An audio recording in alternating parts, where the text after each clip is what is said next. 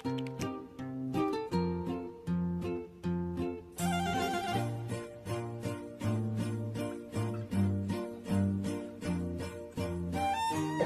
morning mga bossing. So kakagising lang natin dyan mga bossing.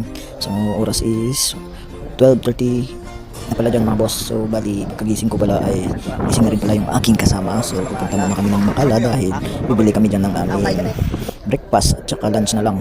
So isang kainan na lang mga bossing kasi nga no oras na rin. At no oras na rin kami nakauwi kaninang umaga at no oras na rin kami nakatulog. Kasi hindi ka naman makakatulog ng maaga. So yun nga, tumingin-tingin lang kami kung ano yung bibilhin namin dito sa Tiangge or Makala kung tawagin naman dito mga boss. Ayan, so bumili lang pala kami dyan ng tubig para maganda yung ating katawan pag maraming tubig kasi kailangan natin dito. So dito naman is okay lang kasi mura lang naman yung mga bilihin dito bossing.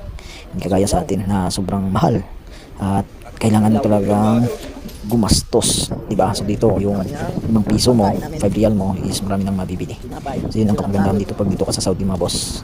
So tamang ano lang tayo dyan, kapi na lang muna yung ihanda natin ngayon tsaka yung binili namin na tinapay mga boss. So bawi na lang tayo mamaya pag pumasok na tayo kasi gabi pa naman yung ating pasok mga boss eh. So okay lang yun, mamaya bawi na lang tayo ng rice doon kasi hanggang umaga naman tayo doon sa trabaho. So pag uwi at least matutulog na lang tayo mga bossing kasi busog na tayo, di ba? So discounting diskarte lang talaga dito mga boss kasi syempre mahirap kumita ng pera dito sa abroad. So yun nga sabi ng mga dati no na nag-abroad. So totoo naman dito mo lang talaga marirealize yung piso, di ba?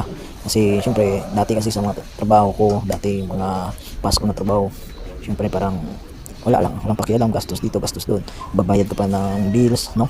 Uupa ka pa. So grabe, marirealize mo lang talaga dito pag nandito sa abroad yung halaga ng piso.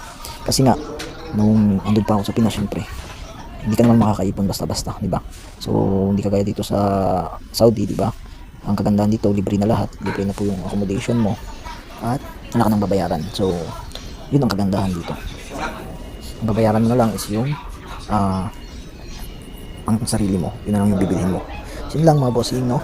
Hanggang dito na lang muna ang ating video, and please support my video, please share, like and comment kung taga saan ka, para lang po kung saan nakaabot ang ating video. So yun lang mga bossing, thank you for watching, bye bye.